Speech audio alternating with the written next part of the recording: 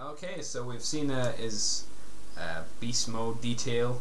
Now we'll move on to the robot, which is it's pretty damn awesome. I like it.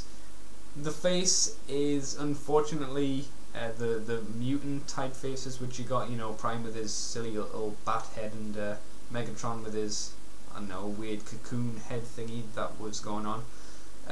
Unfortunately with Apache or B-Boom, he only has his mutant head. I mean, his battle station mode randomly has, that head, which I assume is what his robot head is meant to be, but you can't switch it around because it's got a hinge joint going through this head. It's not on a ball joint, and while this one is on a ball joint, so it's, even if you did get this one off, it wouldn't fit into the ball joint slot, which is a shame.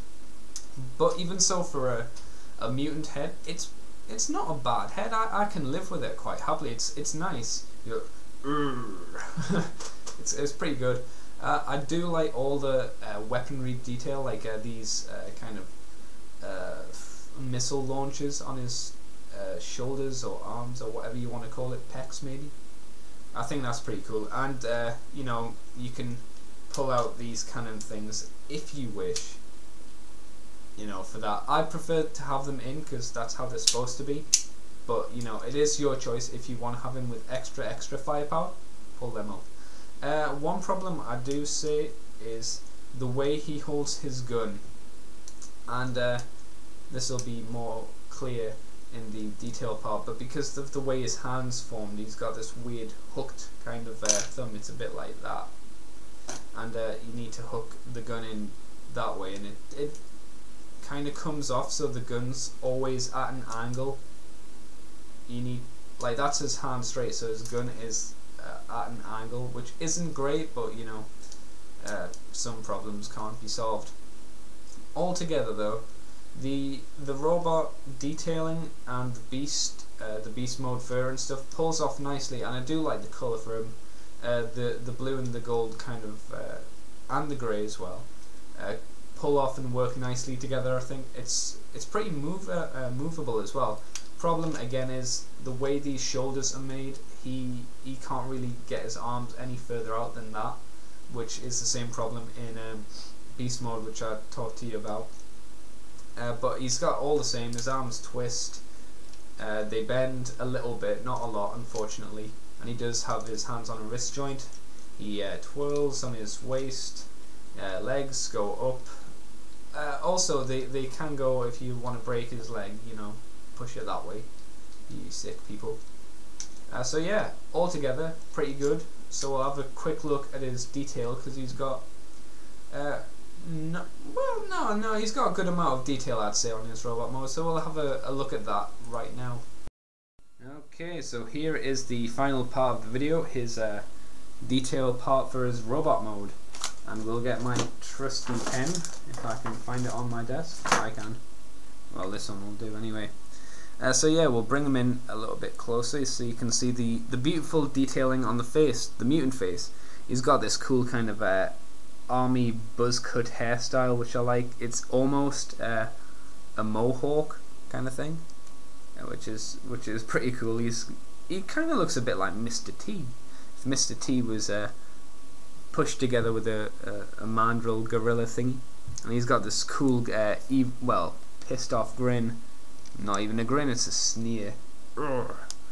Loads of detailing, so he looks quite old as well, with all these kind of lines and wrinkles and floppy chin, which is quite cool. And we quickly break his neck and twist it round. He's even got some nice little detailing around the back there, which is good, and a screw, which isn't so good. But yeah, his head is really nice. That's why I can accept it, because it's got a lot of detail on, and it's nice to look at. Pull him back a bit, and obviously here are the missile pod thingies on his pecs, whatever you want to call it. He's got the cool fur, which I've talked about before, and of course the mandrill, monkey, whatever you want to call it, on his chest there, which again is cool. Sorry about the light, it's screwing up the colours, so he looks extremely light blue. He's not, he's dark blue. He's dirge colour blue. Dirge? Yes, dirge. Inside, of these bits has some nice little robot detailing as well, random pipes and squares and what have you. It's quite cool. Take his gun out because his gun's getting in the way and is annoying. His crotch part, I don't know, kind of looks like a bone structure, which is good. More random robot area parts have been added on to get your hand out of the way. To the legs, which is good, since all you have to do is flip the legs round. I mean, that's one problem, that you have this grey robot and then blue at the top. It doesn't seem to work too well, but it's not too bad. And here are the feet, which I'm not too happy about because it looks like his toes are growing upwards, which is kind of creepy, but you know, you gotta forgive it because I've got no idea how you turn them into anything else personally. So yeah, and we'll have a quick look at his the closest thing we have to a robot head, which is this thing here, which looks a lot like an alien from the Aliens films, you know, the elongated head thingy and the sharp teeth. A random little hole in his head, which ironically the little pen fits into. Drill into your brain. So yeah, I think I would have preferred if this was his main head, or at least you had the option to choose around. But you know, altogether I'd say this guy is pretty damn awesome, especially for a Beast Wars character. He's pretty cheap as well. I mean, I think I paid about £7 for him in box, mint in box.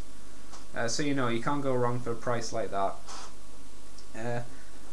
I'm sorry I can't think of anything more to say on him, because you know, most of his detailing, like many of the Beast Wars characters, is in the Beast mode and is transferred over to this robot mode.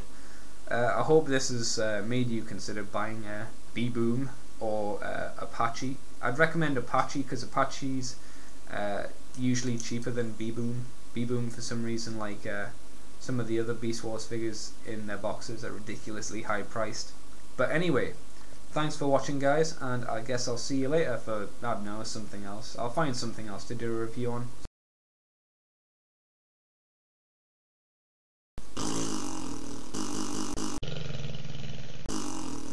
It's crap.